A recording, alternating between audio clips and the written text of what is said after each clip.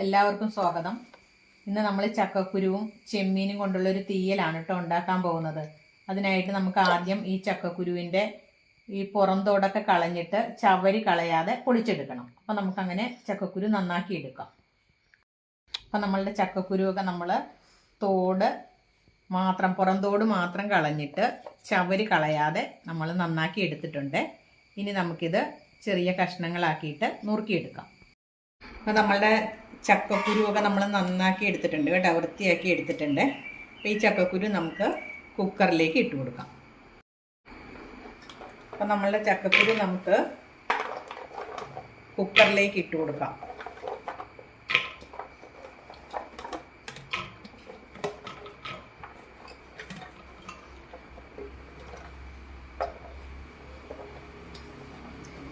രണ്ട് മൂന്ന് നാടൻ കാന്താരിമുളക് ഇട്ട് കൊടുത്തിട്ടുണ്ട്. അതുപോലെ നമുക്ക് ഈ പച്ചമുളകും 2 എണ്ണം ഇട്ട് കൊടുക്കാം.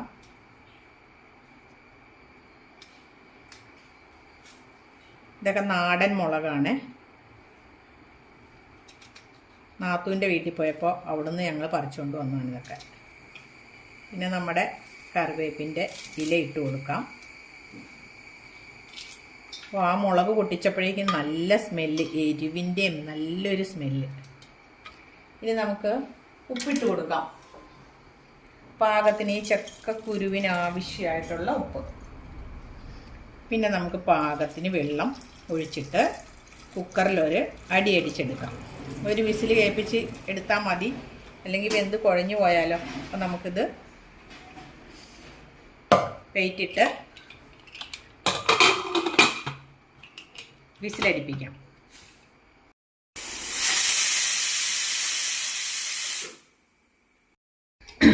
നാളികേരം നമ്മൾ ചിരകിയിട്ട് ഒന്ന് മിക്സിയിലിട്ട് ക്രഷ് ചെയ്തെടുത്തിട്ടുണ്ട്. വറുക്കുമ്പോഴേക്കും നമുക്ക് പെട്ടെന്ന് ഫ്രൈ ആയി കിട്ടാൻ വേണ്ടിയിട്ടാണ് കേട്ടോ നമ്മളങ്ങനെ ചെയ്തിരിക്കുന്നത്. പിന്നെ 1.5 സ്പൂൺ മല്ലിപ്പൊടിയും 1 സ്പൂൺ മുളക് പൊടിയും ഒരു ലേശം മഞ്ഞൾപ്പൊടിയും ഗരം മസാലപ്പൊടിയും, ഇതാണ് നമുക്കിതിന് ആവശ്യമായിട്ടുള്ള സാധനങ്ങൾ. അപ്പോൾ നമുക്കിത് ഒന്ന് വറുത്തെടുക്കാം ഈ നാളികേരം. അപ്പോൾ നമ്മൾ ഈ പാനിൽ എണ്ണ ഒഴിച്ചിട്ട്, എണ്ണ ചൂടായിട്ടുണ്ട്, നമുക്കതിലേക്ക് ഈ നാളികേരം ഇട്ട് കൊടുക്കാം.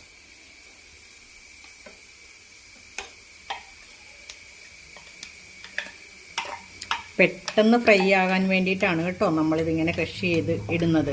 അതായത് പകുതി സമയം നമുക്ക് ലാഭിക്കാം ഇങ്ങനെ ഇടുവാണെങ്കിൽ. പിന്നെ ഇങ്ങനെ നാളികേരം ഒരേ ഷേപ്പ് ആയതുകൊണ്ട് കരിയാതെയും ഒക്കെ ഇരുന്നോളും.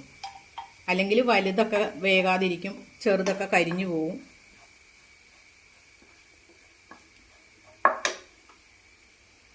ഫ്ലെയിം ഒന്ന് നമുക്ക് കൂട്ടി വയ്ക്കാം. ഒരു പകുതി ടൈം വരെയും കൂട്ടി വെച്ചിട്ട് നമുക്ക് ഇത് വറുത്തെടുക്കാം. അത് കഴിയുമ്പോൾ നമുക്ക് കുറച്ച് വയ്ക്കാം. ഈ ഫ്രൈയിങ് പാൻ നല്ല ഒരു പാനാണ് കേട്ടോ. ഇത് മെയ്ഡ് ഇൻ ജപ്പാനാണ്. നല്ല 15 വർഷം പഴക്കമുള്ള ഒരു പാനാണിത്. ഇതിൻ്റെ ഒന്നും കോട്ടിങ് ഒന്നും പോയിട്ടില്ല. പക്ഷേ ഇത് ഞാനൊരു പ്രാവശ്യം ഇങ്ങനെ സ്റ്റൗവിൽ വെച്ചിട്ട് പോയിട്ട് ഇത് ഞാൻ മറന്നുപോയി. ഇതിങ്ങനെ പൊന്തി വന്നിങ്ങനെ പാത്രം മാത്രമായിട്ടിരുന്ന് പൊന്തി വന്നു. അപ്പോഴേക്കും അത് താഴാൻ വേണ്ടി ഞാനൊരു കുഞ്ഞ് ആ ഇടികല്ല് വെച്ച് ഒന്നിങ്ങനെ ഇടിച്ച് താത്താൻ നോക്കിയപ്പോൾ ഇവിടുത്തെ കുറച്ച് കോട്ടിങ് ഇങ്ങനെ ഇവിടുത്തെ മാത്രം ഒന്ന് ഇളകിപ്പോയി. സാധാരണ നമ്മൾ ഇവിടുന്ന് വാങ്ങിക്കണ പാനൊക്കെ ഒരു 2-3 വർഷം കഴിയുമ്പോഴേക്കും പൊളിഞ്ഞൊക്കെ പോവാറുണ്ട്. പക്ഷേ ഇത് നല്ല പാനായതുകൊണ്ട് ഇതിന് ഒരു കംപ്ലൈൻറ്റും ഇല്ല. 15 വർഷമായതാണിത്. നമ്മൾ ഡെയിലി യൂസ് ചെയ്യുന്നുണ്ട്. അപ്പം നമ്മളുടെ നാളികേരം ഒരു പകുതിയിലധികം ഫ്രൈ ആയിട്ടുണ്ട്. ഇത് ഇങ്ങനെ നാളികേരം വറുത്ത് അരച്ചിട്ട് തീയിൽ വയ്ക്കുന്നതിന് നമ്മളുടെ ഇവിടെയൊക്കെ തേങ്ങ വറുത്തരച്ച കറി എന്നാണ് കേട്ടോ പറയുന്നത്. തേങ്ങ വറുത്തരച്ച തീയൽ. അപ്പോൾ നമ്മളുടെ ഈ നാളികേരം നല്ല ഫ്രൈ ആയിട്ടുണ്ട്. ഈ സമയത്ത് നമുക്ക് ആദ്യം മല്ലിയുടെ പൊടി അങ്ങോട്ട് ഇട്ട് കൊടുക്കാം. എന്നിട്ടൊന്ന് ഇളക്കിയതിന് ശേഷം മുളക് പൊടി ഇട്ട് കൊടുക്കാം.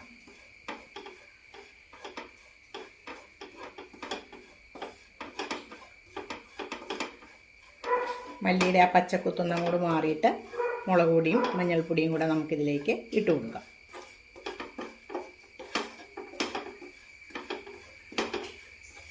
അപ്പോൾ ഈ ടൈം നമുക്ക് ഇതും കൂടെ ഇട്ട് കൊടുക്കാം. മുളക് പൊടി, മല്ലിപ്പൊടി, ഒരു ലേശം ഗരം മസാലയുടെ നമ്മൾ പൊടിച്ച മസാലപ്പൊടിയാണ് കേട്ടോ. അതും കൂടെ ഇട്ടിട്ട് നമുക്കിത് പാകാക്കിയെടുക്കാം. അപ്പം നമ്മളുടെ മസാലകളെല്ലാം നല്ല റെഡി ആയിട്ടുണ്ട് കേട്ടോ. കണ്ടോ, ഒന്നും കരിഞ്ഞു പോയിട്ടില്ല, എല്ലാം ഒരേ കളറിലാണ് ഇത് വന്നിരിക്കുന്നത്. അപ്പം ഇനി നമുക്കിത് മിക്സിയുടെ ജാറിലിട്ടിട്ട് അരച്ചെടുക്കാം. അമ്മിയിലും അരയ്ക്കാം കേട്ടോ, എളുപ്പം ഇതാണ്.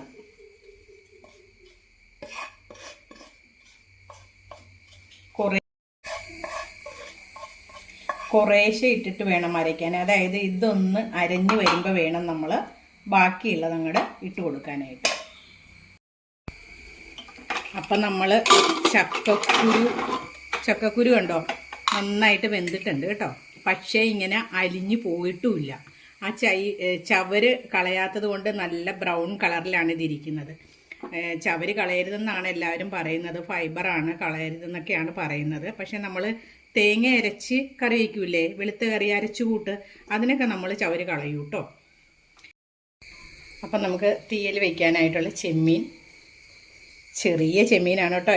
ഈ ചെമ്മീനാണ് നല്ല ടേസ്റ്റുള്ള ചെമ്മീൻ. കറിയൊക്കെ വയ്ക്കുമ്പോഴേക്കും നല്ല ടേസ്റ്റാണ് ഇതിന്. വലിയ ചെമ്മീൻ വറുക്കാനും അങ്ങനെയുള്ളതൊക്കെ ചെയ്യുമെങ്കിലും ഇതിനാണ് കറി വയ്ക്കുമ്പോൾ ടേസ്റ്റ്. നന്നാക്കി എടുക്കാൻ കുറച്ച് കഷ്ടപ്പാടാണ്. അത് ഇതിലേക്ക് നമുക്ക് ഈ വേവിച്ച് വെച്ചിരിക്കുന്ന ചക്കക്കുരുവും കൂടെ ഇട്ട് കൊടുക്കാം.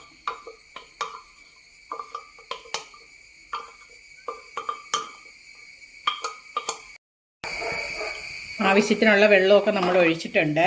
ഇനി നമുക്ക് ഈ കഷ്ണത്തിൽ പിടിക്കാൻ വേണ്ടി കുറച്ച് മഞ്ഞൾപ്പൊടി, ഇത് ചക്കക്കുരു വേവിക്കുമ്പോൾ കുക്കറിലിട്ട് കഴിഞ്ഞാൽ അതിൻ്റെ വിസിലിൻ്റെ അതിലെ കൂടെയൊക്കെ തിളച്ച് ചാടും പൊടിയിട്ട് കഴിഞ്ഞാൽ. അതുകൊണ്ടാണ് നമ്മൾ അതിലിടാതിരുന്നത്.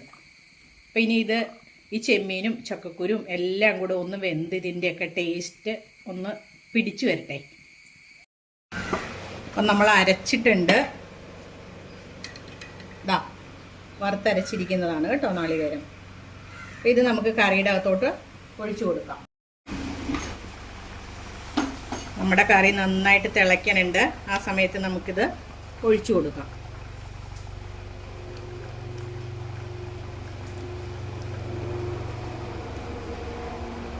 ഇതൊഴിച്ചതിന് ശേഷം നമുക്ക് വെള്ളം ഒഴിച്ച് നന്നായിട്ടൊന്ന് കലക്കി ഒഴിച്ചു കൊടുക്കാം.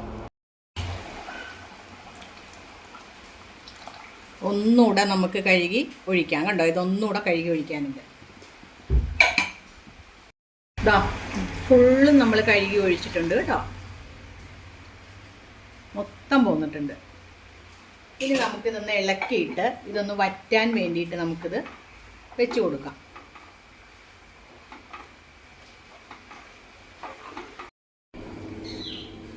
നമ്മളുടെ ചക്കക്കുരു ചെമ്മീൻ തീയൽ റെഡി ആയിട്ടുണ്ട് കേട്ടോ. നല്ല സൂപ്പർ കറിയാണേ. എല്ലാവരും ഉണ്ടാക്കി നോക്കണം ഈ കറി. അപ്പം നമ്മളുടെ ചക്കക്കുരു മാങ്ങ കറി നല്ല സൂപ്പറായിട്ടുണ്ട് കേട്ടോ. നല്ല ടേസ്റ്റാണ് ഈ കറി. അപ്പം ചക്കക്കുരു ഒന്നും പാഴാക്കി കളയാതെ ഇതുപോലൊക്കെ എല്ലാവരും ഒന്ന് ഉണ്ടാക്കി നോക്കും. നമ്മൾ പണ്ടൊക്കെ ഇങ്ങനെ ഉണ്ടാക്കാറുണ്ടായിരുന്നു. ഇപ്പോൾ കുറേ നാളായിട്ട് കുറവാണ് ഇതൊക്കെ. എനിക്കിഷ്ടമാണ് ഈ കറി. നല്ല കറിയാണ്, നല്ല ടേസ്റ്റ് ഉണ്ട്. നല്ല കുറുക്ക് പോലത്തെ കറിയാട്ടോ, തിക്കായിട്ടാണ് ഈ കറി ഇരിക്കണേ കണ്ടോ. അപ്പം ഈ കറി എല്ലാവരും ഉണ്ടാക്കി നോക്കുന്നിട്ട് ഇതിൻ്റെ അഭിപ്രായങ്ങളൊക്കെ ഒന്ന് അറിയിക്കണം കേട്ടോ.